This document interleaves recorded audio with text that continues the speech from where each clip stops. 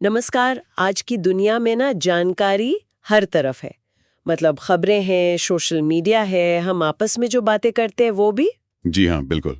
पर हर बात, हर दलील में दम हो ये जरूरी तो नहीं। नहीं, बिल्कुल नहीं। अक्सर तर्क कहीं ना कहीं चूक जाते हैं। हाँ, और हमारे पास जो आज जानकारी है वो न्याय दर्शन के एक बहुत ही दिलचस्प पहलू पर है, हेत्वाभास। जी, हेत्वाभास यानी लॉजिकल फैलेसीज, तर्क में होने वाली गलतियां। तो आज हम इसी को थोड़ा समझने की कोशिश करेंगे, देखेंगे कि ये सदियों पुरानी बातें आज के ज़माने में कैसे दिखती हैं, ताकि हम थोड़ा गुमराह होने से बच सकें। बिल्कुल, ये आज के दौर में बहुत जरूरी है समझना। तो पहली भ्रांति जो अक्सर दिखती है वो है सव्य विचार। हाँ, सव्य विचार। इसका मतलब हुआ ऐसा कारण देना जो नतीजे तक पक्का न पहुंचाए। जैसे कोई कह दे, अरे राहुल ने नया आईफोन ले लिया, भाई वो तो अमीर ही होगा। हाँ, ये बहुत आम उदाहरण है। सुनने में तो लगता है कि हाँ ठीक कह रहे हैं, हाँ। पर ये पक्की बात है क्या? मतलब हो सकता है ईएमआई पर लिया हो। या किसी दोस्त ने दे दिया हो। हाँ या कोई पुराना मॉडल हो। बिल्कुल। तो सभी विचार का मतलब ही यही है कि जो कारण दिया गया है, मतलब जो हेतु है, वो यूनिवर्सल नहीं है। अच्छा। वो निष्कर्ष यानी साध्य उसके बिना भी पाया जा सकता है। जैसे आईफोन होना वो बिना अमीर हुए भी संभव है। तो ये अमीरी का कोई पक्का सबूत नहीं हुआ। मतलब कारण और परिणाम का जो रिश्ता है वो यहाँ थोड़ा कच्चा है। हाँ बिल्कुल कच्चा है, निर्णायक नहीं है। ये समझना तो बहुत जरूरी है। अच्छा, एक और सिचुएशन होती है जहां तर्क उलझ जाते हैं, वो है सत प्रतिपक्ष। जी, सत प्रतिपक्ष। ये शायद तब होता है जब किसी मुद्दे के पक्ष और विपक्ष दोनों में बराबर वजन वाले तर्क हों। बिल्कुल सही। जब आमने सामने दो लगभग बराबर मजबूती के तर्क खड़े हों। जैसे कोई उदाहरण, जैसे आजकल बहस चलती है। कोई कहता है, देखो जी, भारत तो असहिष्णु हो रहा है, सोशल मीडिया पर कितनी नफरत फैली है। हाँ, ये सुनने को मिलता है। तो वहीं दूसरा पक्ष कहता है, नहीं ऐसा नहीं है, भारत तो बहुत सहिष्णु है। यहाँ देखो, सब धर्मों के लोग अपने त्योहार मनाते हैं, साथ रहते हैं। अच्छा हाँ, दोनों बातें अपनी अपनी जगह सही लगती हैं। और यही मामला फंसता है। दोनों पक्ष अपने अपने उदाहरण देकर अपनी बात सही साबित करने लगते हैं। तो कोई एक नतीजा निकालना मुश्किल हो जाता है। हाँ, जब एक तर्क के सामने लगभग उतना ही वजनदार विरोधी तर्क आ जाए तो निष्कर्ष पर पहुंचना मुश्किल हो जाता है। इसी को न्याय दर्शन में सत प्रतिपक्ष कहा गया है। पल्ला किसी एक तरफ आसानी से नहीं झुकता। ये तो हुई मजबूत विरोधी तर्कों की बात। लेकिन कई बार तो तर्क की बुनियाद ही मतलब एकदम खोखली होती है। हाँ, और वो शायद आजकल सबसे ज्यादा देखने को मिलता है। यहीं पर आता है तीसरा हेत्वाभास, असिद्ध। जी, असिद्ध यानी अनप्रूवन रीजन। और इसको समझना बहुत जरूरी है क्योंकि इसके भी कुछ, आप कह सकते हैं, प्रकार हैं। अच्छा, जैसे? एक है आश्रय असिद्ध। आश्रय मतलब बेस, जहां आधार ही काल्पनिक हो, मनगढ़ंत हो। जैसे कोई कहे, मुझे मंगल ग्रह की आत्मा ने बताया कि ऐसा होने वाला है। अरे बाप रे। हाँ, यहाँ तो मंगल ग्रह की आत्मा का होना ही सिद्ध नहीं है। सही बात है। दूसरा है स्वरूप असिद्ध। यहाँ कारण का स्वरूप मतलब उसका नेचर या उसकी डेफिनेशन ही गलत बताई जाती है। इसका कोई उदाहरण? जैसे वो बीच में बहुत चला था, वैक्सीन में चिप लगी हुई है इसलिए ये खतरनाक है। यहाँ वैक्सीन में चिप होने की बात ही बेबुनियाद है, उसका स्वरूप ही गलत बताया जा रहा है। हाँ हाँ, ये तो खूब सुना। और तीसरा? तीसरा है उभय असिद्ध। उभय मतलब दोनों, जहां ना कारण साबित हो ना उसका आधार, मतलब ना हेतु में दम हो ना आश्रय में। इसका क्या उदाहरण होगा?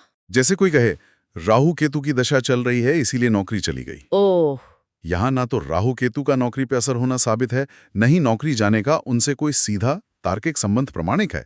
दोनों ही बातें अप्रमाणित है। अरे हाँ, ये असिद्ध वाले तर्क तो ये तो आजकल जैसे व्हाट्सएप यूनिवर्सिटी कहते हैं उसकी जान है। बिल्कुल बिल्कुल, वहीं ये फलते फूलते हैं। जैसे वो आता है ना, तुलसी के पास रोज सुबह बैठो कोरोना भाग जाएगा।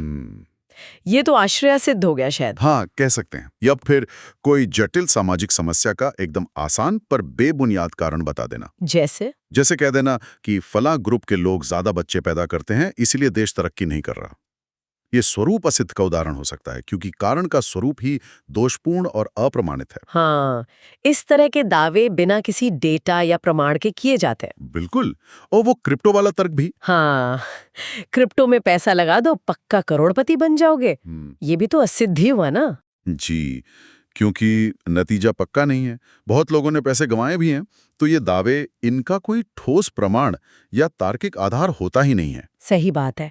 अच्छा, इस लिस्ट में चौथा हेत्वाभास है बाधित। जी, बाधित, कॉन्ट्रडिक्टेड, रीजन। ये तब होता है जब कोई तर्क सीधे सीधे किसी स्थापित सत्य या प्रमाण से टकरा जाए। हाँ, जैसे कोई आज भी अगर ये कहे कि देखो सूरज पृथ्वी के चारों ओर घूमता है, तभी तो रोज सुबह पूरब से निकलता है। हाँ, दिखता तो ऐसा ही है। पर विज्ञान ने साबित कर दिया है, प्रत्यक्ष और अनुमान दोनों प्रमाणों से, कि पृथ्वी सूरज के चारों ओर घूमती है। तो ये पुराना तर्क अब बाधित हो चुका है, मतलब मजबूत सबूतों ने इसे खारिज कर दिया है। समझ गई। और लिस्ट में 5वां और आखिरी है व्यभिचार। हाँ, व्यभिचार, इर्रेगुलर रिलेशन। यहाँ कारण और परिणाम का संबंध रेगुलर नहीं होता, पक्का नहीं होता। जैसे सड़क पर लाल बत्ती वाली गाड़ी देखी और मान लिया अरे जरूर कोई मंत्री जा रहा होगा। जी। अब यहाँ ये समझना जरूरी है कि ये सव्यभिचार से थोड़ा अलग है। अच्छा, कैसे? देखिए, सव्यभिचार में कारण, जैसे आईफोन, निष्कर्ष अमीरी के बिना भी मौजूद हो सकता है। लेकिन व्यभिचार में कारण और निष्कर्ष का जुड़ाव ही अनियमित होता है। ओके। लाल बत्ती वाली गाड़ी में मंत्री हो भी सकता है, नहीं भी हो सकता है, कोई एम्बुलेंस हो, कोई पुलिस अधिकारी हो या कोई और वीआईपी हो। तो ये जो हेतु लाल बत्ती और साध्य मंत्री का संबंध है, ये परमानेंट नहीं है, बस कभी कभार सही हो सकता है। ये अनियमितता ही व्यभिचार है। ये बारीक फर्क है। तो हमने देखा कि न्याय दर्शन की ये बातें सिर्फ पुरानी किताबों के लिए नहीं है। बिल्कुल नहीं। ये तार्किक भ्रांतियां, ये हेत्वाभास आज हर जगह है, विज्ञापनों में, सोशल मीडिया पर, हमारी रोज की बातचीत में, हर जगह। और इसीलिए इन्हें पहचानना इतना जरूरी हो गया है। क्यों जरूरी है इतना? देखिए, जब हम ये समझ पाते हैं कि कोई तर्क कहाँ कमजोर है, कहाँ उसमें चूक है, तो हम आसानी से भ्रामक सूचनाओं, प्रोपेगेंडा या सिर्फ इमोशनल अपील्स के चक्कर में आने से बच सकते हैं। हाँ, अपनी सोच साफ रख सकते हैं। बिल्कुल।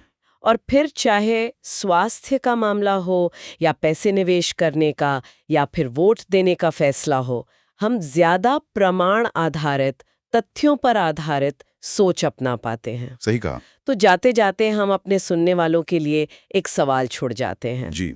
अगर किसी भी दावे या तर्क की बुनियाद, उसका हेतु ही संदिग्ध हो, कमजोर हो या साबित ही ना हो पाए, तो उस पर जो निष्कर्ष की इमारत खड़ी की जा रही है, उस पर कितना भरोसा किया जा सकता है?